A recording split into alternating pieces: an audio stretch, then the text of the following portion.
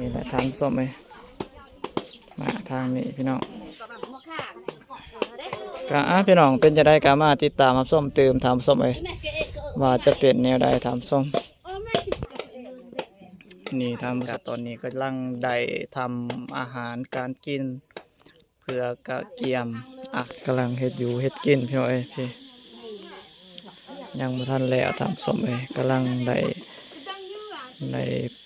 ปรุงแต่งปรับปรุงอันนี้ก็เขาเอิ่นว่ามาอีสังเนาะพี่น้องเอ้ยพี่ข้าวตกแตกวะทูจะเบิ่งกระเทาหันยำกระดูกบ่ได้ละหันเอ้ยจากขนมอันนี้พี่น้อยจองกับบ่มีพี่น้อยตำแจ่วพี่น้อย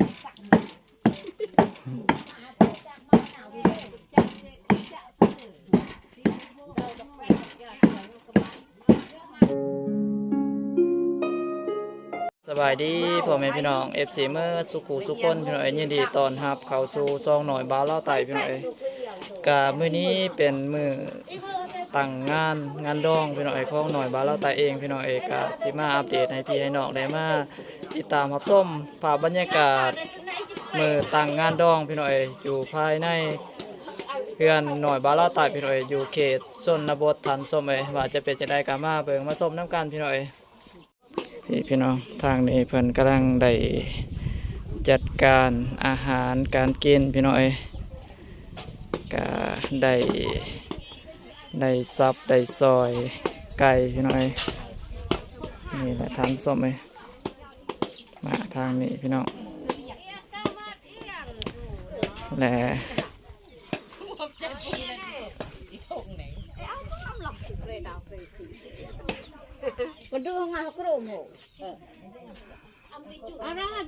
ก็มีอันนี้พี่น้องพี่บอนดังไฟดังฟืนพี่น้องมีบอนดังไฟดังฟืนทำส้มก็เพื่อบอนเฮ็ดอยู่ครัวกินและทำส้มนี่บอนนี้จะเป็นห้างพี่น้องห้างในการเอาไว้ของกินของอย่างและทำส้มก็ใส่มาประมาณนี้ทำส้มก็ห่างไว้โอ้พี่น้องก็คักพอสมควรทำส้มพี่กายุกล้องตารางเล่าเขานะทำส้ม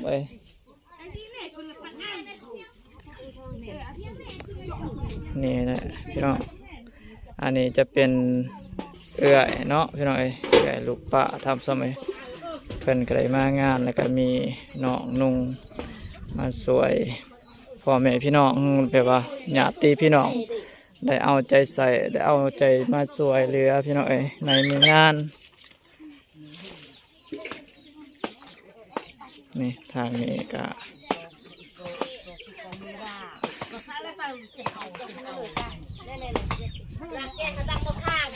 โอ้ยาปลาโล่งพี่น้องได้มาสวยพี่น้องแต่อันนี้ได้มาพักไก่พี่น้อง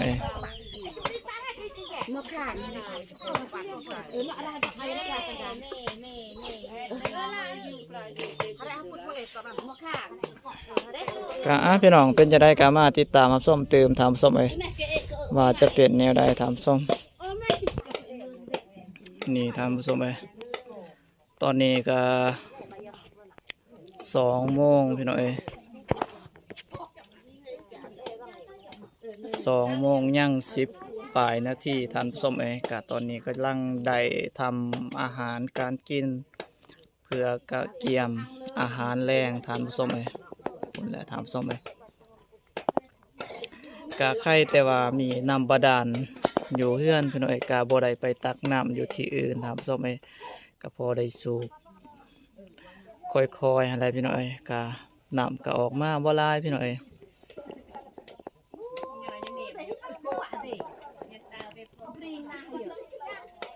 ผมแหละทำส้มจังน้อยเฮาก็สิได้มาเบิ่งมาอัปเดตอยู่ลุมพี่น้อยว่าเป็นจะได้พี่น้อยมาเบิ่งน้ำกันทำส้ม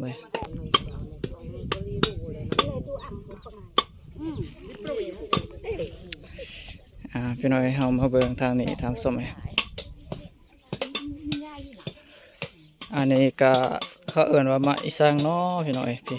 เขาตกแตกเขาตกแตก ข้าวตกแตกวะ เขาตกแตก โอ้เนาะพี่น้องอันนี้เขาเอามาใส่ในผ้าควันบ่ปะ ใส่ในถ้วยใส่ตะกวน โอ้เนาะ เครื่องแต่งตะกวนนี่ โอ้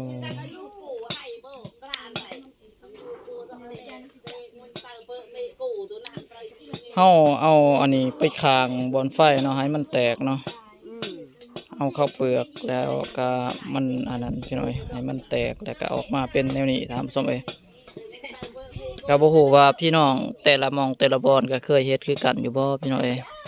บ้านเฮาก็เอาข้าวเปลือกที่มันแห้งอะไรพี่น้อยก็เอามาคั่วนี่มาคั่วในหม้อสิพี่น้อยข้างไฟทำส้มเอ้ยก็เอาออกมามันก็แตกมาแนวนี้พี่น้องใส่สำหรับนั่นใส่ผ้าควันในการผูกคอต่อแขนต่างๆพี่น้องบ่ว่าจะเป็นผูกแขนหลายอย่างอะไรพี่น้อยคือเฮือนใหม่เขาเจ้าก็น่าจะใส่คือกันพี่น้อยเขาเจ้าในอันนั้นใส่ในผ้าควันนั่นแหละทำส้มเอ้ยอันนี้เอื่อยเพิ่นจะได้เอื่อยมื้อนี้เมื่อยบ่ เมื่อย เมื่อยเนาะ เมื่อยเฮ็ดของกินของยาก อ่า เป็นแม่ครัวเมื่อย เป็นไงกว่า เมื่อยอิ่ม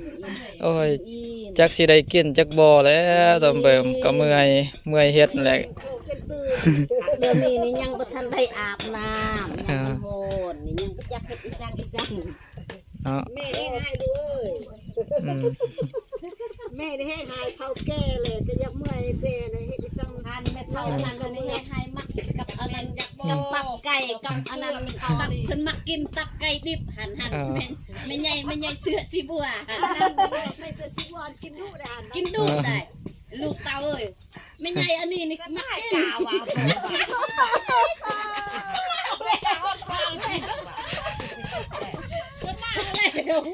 นกินเก้ากระดูกกินเหล้ากระดูกซี่กระดูก ใส่นี่พี่น้อยได้มาประมาณนี้พี่น้อยพี่เฮียพี่น้อยพี่ โง่กระให้เนื้อโผล่ละ นี่ทำส้มเอ้ยก็สิได้เอาขึ้นไว้ถึงเฮือนทำส้มเอ้ย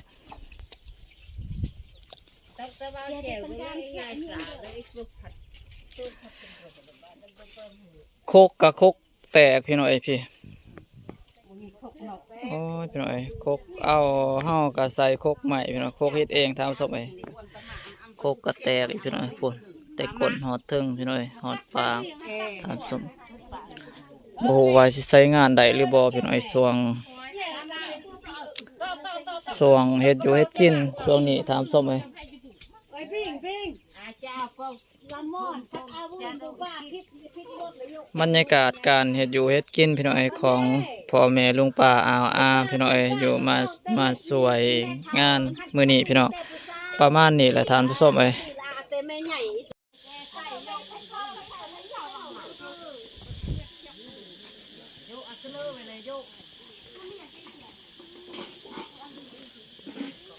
กำลังเฮ็ดอยู่เฮ็ดกินพี่น้อยพี่ยังบ่ทันแล้วท่านผู้ชมเอ้ยกำลังได้ปรุงแต่งปรับปรุงแต่งอาหารพี่น้อยพี่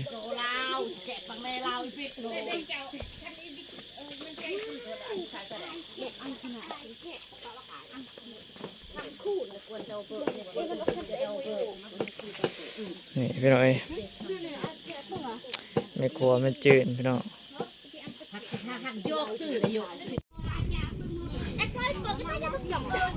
พี่น้อยกำลังเฮ็ดอยู่เฮ็ดกินข้าวกินน้ำพี่น้อยเฮ็ดไอ้สังนี่พี่น้อย ฉันเอาอำเลยจอกเลยนี่ ทูดาวทูเจ๋ง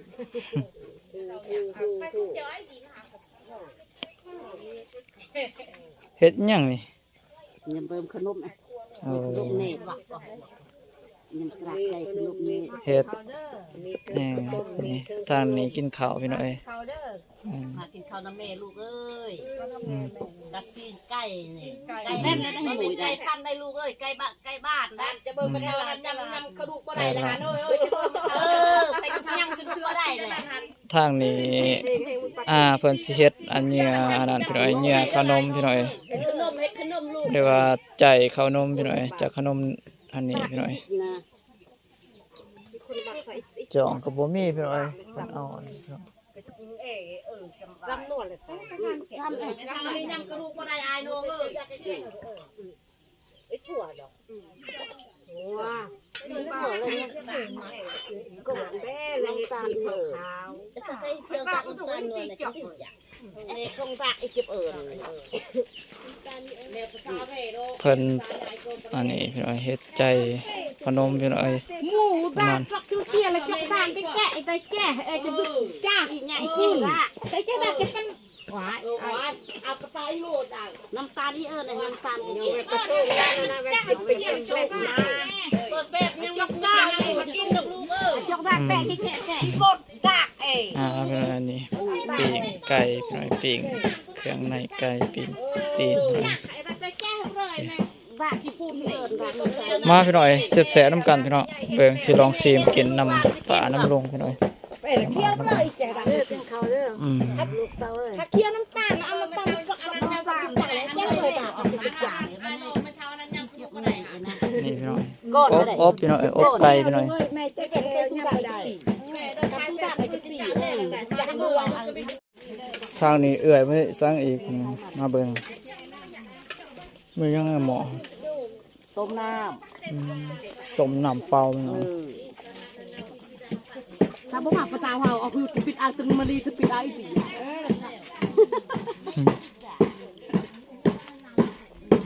ทางนี้ก็ตำแจ่วพี่น้อง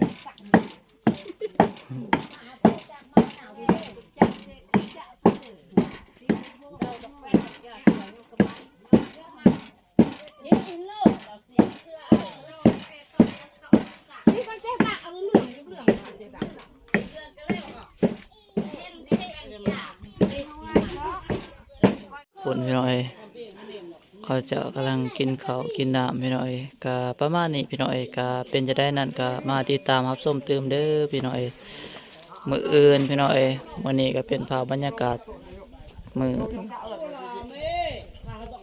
ตั้งดองพี่น้อยหรือว่ามื้อกะเกียมพี่น้อยกะมื้อนี้เป็นมื้อตั้งงานดองตามชมเลย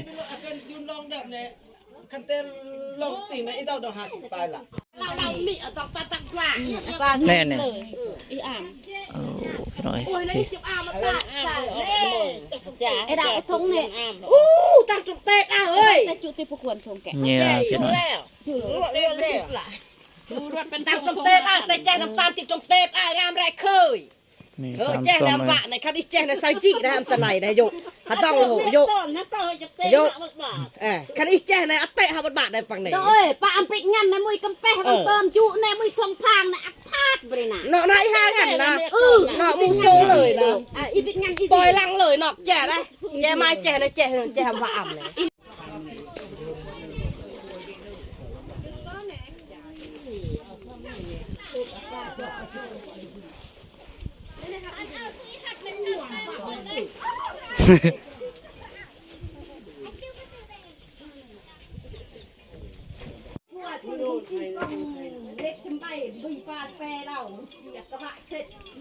อันนี้ก็ไก่ที่พี่น้องเพิ่นได้เอามาให้พี่น้องก็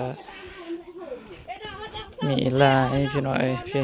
ก็แต่ละครแต่ละครัวเขาเจ้าก็ได้มาสวยเหลือพี่น้องก็ไปสวยแต่ละคนก็บ่ได้มามือเปล่าเด้พี่น้องเขาเจ้าก็เอาของฝากของตอนพี่น้องมายามพี่น้องก็มาเอาอาหารการกินพี่น้องเป็ดไก่พี่น้องก็มาสวยตามส้มพี่น้องสำหรับคลิปมื้อนี้ก็สิได้สิ้นสุดลงเพียงเท่านี้เด้อพี่น้องขอบคุญหลายๆเด้อพ่อแม่พี่น้องที่ติดตามรับชมพี่น้องก็ท่านใดอยากสนใจอยากอันนี้มาอันนั้นพี่น้องมาอุดหนุนหน่อยบ้านลาวใต้พี่น้องมื้ออื่นก็เป็นมื้อผูกแขนหน่อยบ้านลาวใต้ถามส้ม